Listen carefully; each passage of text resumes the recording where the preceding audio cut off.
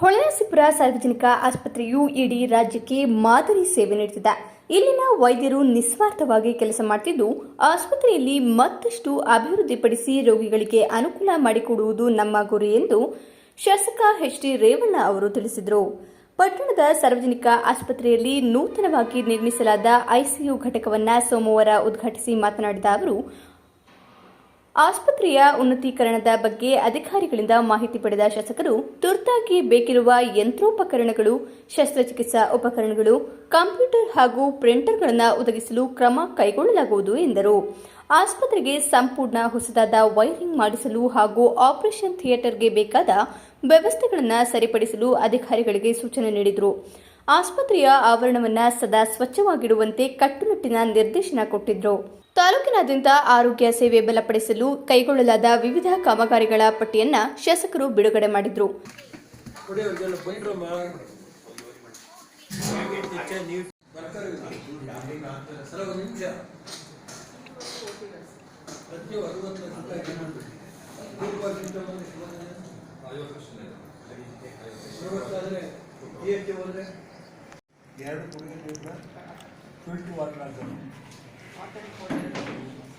ಎರಡಕ್ಕೆ ಎಷ್ಟು ಬೇಕಾದ್ರೆ 60 ಬ್ಯಾಂಕ್ ಒಂದು 15 ಲಕ್ಷ ಬೇಕು, ಎರಡಕ್ಕೆ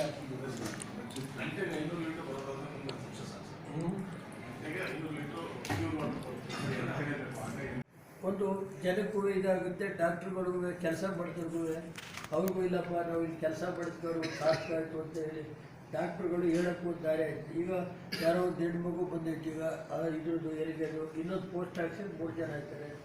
ನೋಡೋಣ, ಅಲ್ಲಿಗೆ ಮಾಡ್ಸೋಣ. ಏನು ಬೇಕೋ ನನ್ನ ಕೈಲಾದಷ್ಟು ಮಾಡ್ತೀನಿ.